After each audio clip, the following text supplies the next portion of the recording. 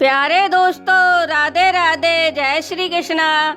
दोस्तों, 99% लोग नहीं जानते कि द्रौपदी ने भगवान श्री कृष्ण को श्राप क्यों दिया। वही कृष्ण जो द्रौपदी के अच्छे सखा और रक्षक हुआ करते थे, फिर ऐसा क्या हुआ कि क्रोध में आकर द्रौपदी को श्राप देना पड़ा। यह कथा महाभारत के ऐसे रहस्य को बताती है जिसे बहुत ही कम लोग जानते हैं। कहते हैं कि उस समय द्रौपदी का हृदय क्रोध और दुख से भरा हुआ था, तभी उसके मुख से वह श्राप निकल गया। क्या भगवान श्री कृष्ण ने उस श्राप को सच में स्वीकार कर लिया और क्या आगे चलकर उस श्राप का असर भगवान कृष्ण पर दिखाई दिया? इस रहस्यमयी कथा को जानकर आप हैरान भी होंगे और आश्चर्यचकित भी होंगे। तो दोस्तों, अपना दिल थाम कर बैठिए और जानते हैं इस महाभारत की अद्भुत और रहस्यमयी कथा के बारे में। ऐसी है धार्मिक कथा देखने और सुनने के लिए मेरे चैनल से जुड़े रहें। इसके लिए मेरे चैनल को लाइक और सब्सक्राइब कर लीजिए। तो चलिए दोस्तों, इस कथा को शुरू करते हैं। शाम का वक्त था, सूर्य अस्त हो चुका था, किंतु रक्त की लाली अब भी धरती माँ पर विद्वान थी। मानो स्वयं प्रकृति ही इस महाविनाश की गवाही दे रही हो। चारों तरफ टूटे हुए रथ, बिखरे हुए शस्त्र और घोड़ों की लाशें पड़ी हुई थी और उस कुरुक्षेत्र के मैदान में पसरा हुआ सन्नाटा यह बता रहा था कि 18 दिन तक चला धर्म और अधर्म का महायुद्ध अब थम चुका है। पांडवों की विजय हो चुकी है, किंतु उस विजय में कोई खुशी नहीं, कोई हर्ष नहीं, कोई उत्सव नहीं, केवल शमशान जैसी स्थिति थी। वही हाल हस्तिनापुर के राजमहल का था। वो भी एक शमशान घर की तरह से लग रहा था, जहाँ हर कोने से रोने और चीखने की आवाज़ें आ रही थी। विधवाओं का विलाप, माता बहनों की चीख और बच्चों का सिसकना के सिवाय कुछ नहीं था।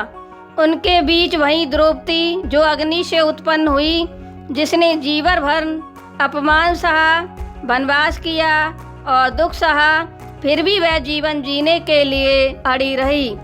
युद्ध समाप्ति के बाद की उस रात उसका साहस टूट चुका था। रात लंबी थी, घनघोर अंधेरा था।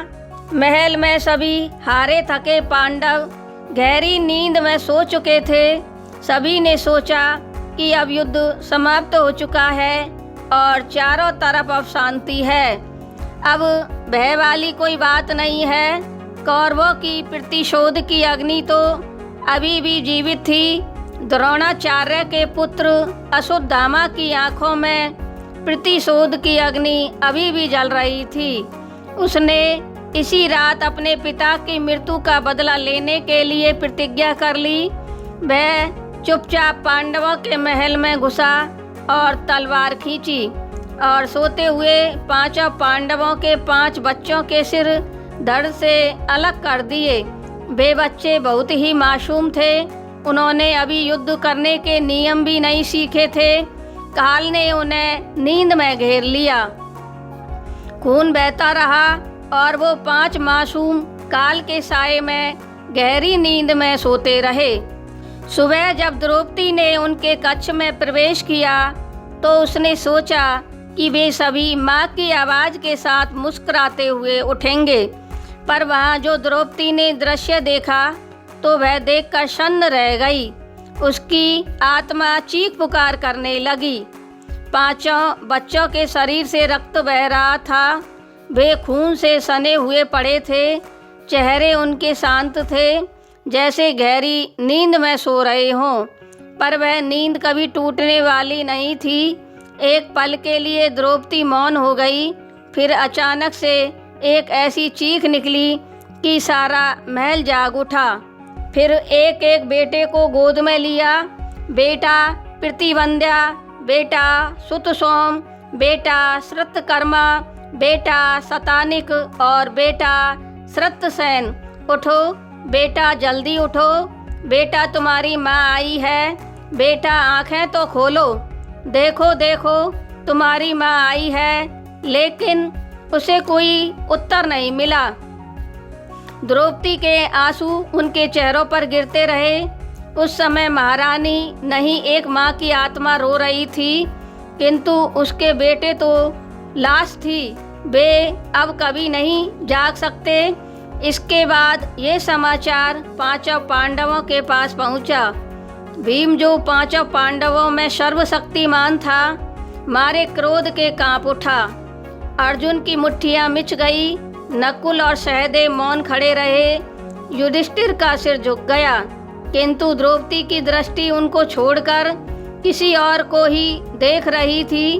वह जोर जोर से एक ही नाम पुकारने लगी, कृष्ण मेरे भैया, ओ कृष्ण मेरे भैया, भैया मेरे पास आओ और देखो भैया ये क्या हो गया। दोस्तों, द्रौपदी की ऐसी पुकार सुनकर स्वयं द्वारकाधीश वहाँ प्रकट हो गए, पीताम्बर धारण किए और दुख से भरी आंखों वाले श्री कृष्ण सामने खड़े हो गए।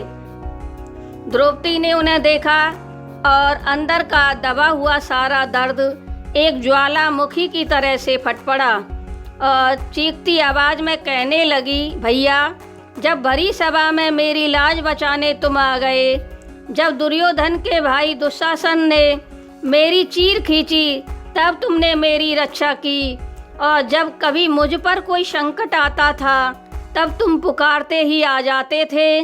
फिर आज क्या हुआ जो तुम नहीं आए? क्या तुम्हें ऐसा होने का पहले से पता नहीं था?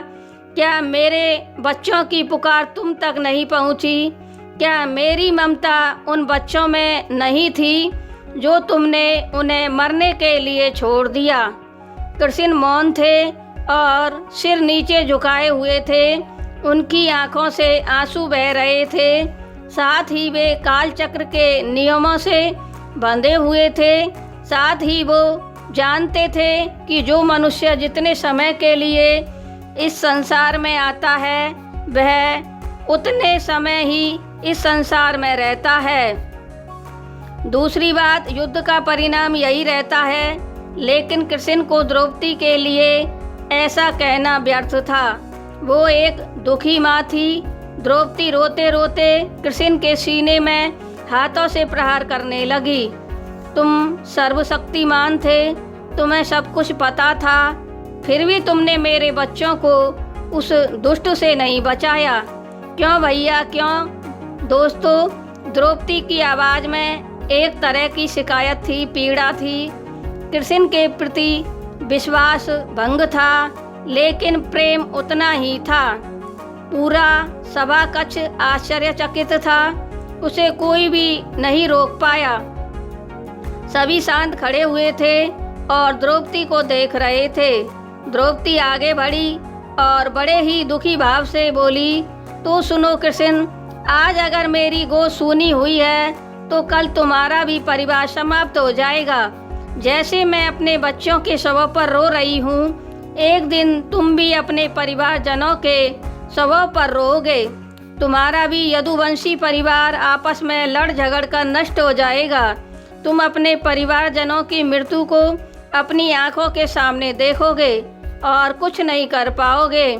जैसे आज मैं एक असहाय और निर्बल एक माँ हूँ, वैसे ही तुम असहाय होंगे। यह मेरा तुम्हें श्राप है, एक दुखी माँ का श्राप है। कृष्ण, सभा में सन्नाटा छा गया। सभी सोच रहे थे कि अब कृष्ण क्रोधित होंगे। उन्होंने द्रौपदी की तरफ देखा और अपना सिर झुका लिया, जैसे उन्होंने उस श्राप को स्वीकार कर लिया हो। श्री कृष्ण धीरे से बोले, बहन, मैं तुम्हारे दुख को समझता हूँ, तुम्हें जो कुछ कहना है कहो। मैं तुम्हारी इस वेदना को समझता हूँ, लेकिन काल चक्र के नियम को कोई नहीं बदल सकता। यहाँ जो हो रहा है वह धर्म के अनुसार ही हो रहा है, और आगे जो होगा वह भी धर्म के अनुसार ही होगा। उसमें कुछ नहीं कर सकता। कृष्ण ने अपनी बहन द्रौपदी के आंसू पोंछे और कहा, बहन मैं तुम्हारे सामने अश्वत्थामा को पकड़कर जरूर पेश करूंगा। तुम्हें जो सजा देनी हो वो देना। दोस्तों, कुछ दिनों बाद ही अश्वत्थामा पकड़ा गया और द्रौपदी के सामने लाया गया। द्रौपदी चाहती तो उसका वध करवा सकती थी, लेकिन द्रौपदी ने कहा, नहीं, इसे मत मारो। इसके मारने पर इसकी भी माँ रोएगी। मैं नहीं चाहती कि किसी की भी माँ मेरी तरह से रोए। यही दोस्तों द्रौपदी का महान चरित्र था, जिसने श्राप भी दिया तो अपनी महानता भी दिखलाई। अग्नि जैसी तेज द्रौपदी ने गंगा जैसा दया भाव दिखाया। दोस्तों, वर्षों बीत गए। पांडवों ने हस्तिनापुर पर अपना राज्य किया, लेकिन द्रौपदी की वह सूनी गोद कभी नहीं भर सकी। वह जब भी किसी तीज त्योहार या उत्सव में जाती, अपने पुत्रों को जरूर याद करती, सभी के सामने हंसती बोलती, पर इन्हीं के पीछे एक सिसकी जरूर छिपी रहती, जिसे वह किसी को नहीं दिखाती। दोस्तों, समय गुजरता चला गया। अंत में वह द्रौपदी के श्राप का समय भी आया। जब द्वारकापुरी में यदुवंशियों को मदरा और अहंकार ने अंधा बना दिया, तो उनके बीच कलह की आग भड़की। कलह की आग इतनी प्रचंड थी कि भाई ने भाई को, बाप ने बेटे को और बेटे ने बाप को मार दिया। देखते ही देखते वहाँ यदुवंशियों की लाशों के ढेर लग गए और सारे यदुवंशी नष्ट हो गए। उसी तरह से जैसे महाभारत में कुरुक्षेत्र में लाशें बिछ गई थी। कृष्ण बेचारे अकेले खड़े खड़े देख रहे थे। उनकी आंखों में वही पीड़ा थी जो उस समय कभी द्रौपदी की आंखों में थी। उन्हें उस वक्त द्रौपदी के वही शब्द याद आ रहे थे और कानों में गूंज रहे थे। वह द्रौपदी का एक श्राप नहीं, बल्कि एक दुखी माँ की आत्मा की पुकार थी, जिसने कृष्ण का सब कुछ नष्ट कर दिया। मानो जैसे काल चक्र का समय पूरा हो गया और वह द्रौपदी का श्राप सत्य बन गया। इसके बाद भगवान श्री कृष्ण अकेले रह गए और वो वन को चले गए। तब पीपल के एक वृक्ष के नीचे अपना आसन लगाकर ध्यान में मगन हो गए। इसी दौरान जरा नाम का एक शिकारी वहाँ हिरण की तलाश में आया। श्री कृष्ण उस समय अपनी दाईं जांघ पर बाएं पैर को रखे हुए लेटे हुए थे। जरा कृष्ण के बाएं पैर को एक हिरण समझ बैठा और तीर कमान से तीर छोड़ दिया। इसके बाद शिकारी कृष्ण के पास पहुंचा तो उसने भगवान के स्वरूप को चतुर्भुज के रूप में देखा। तब वह भगवान से क्षमा मांगने लगा। तब श्री कृष्ण ने उस जरा नाम के शिकारी को सांत्वना दी। हे जरा, तेरे हाथों मेरी मृत्यु निश्चित थी, इसे मेरे अलावा और कोई नहीं जानता।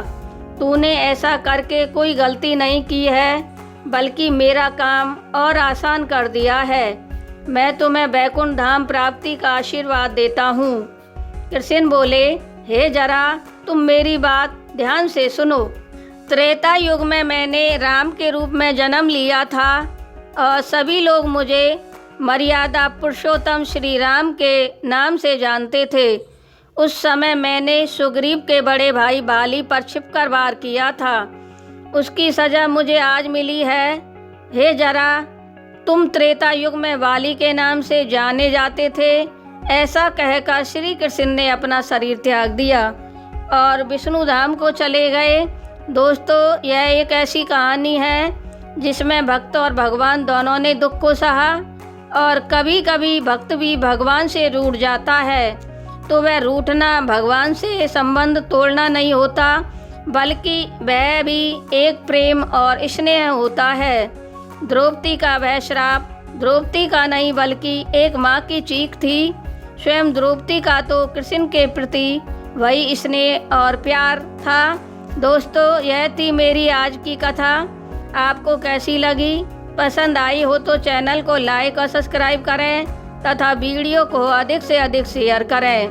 बोलो जय श्री कृष्णा, जय श्री कृष्णा, राधे राधे।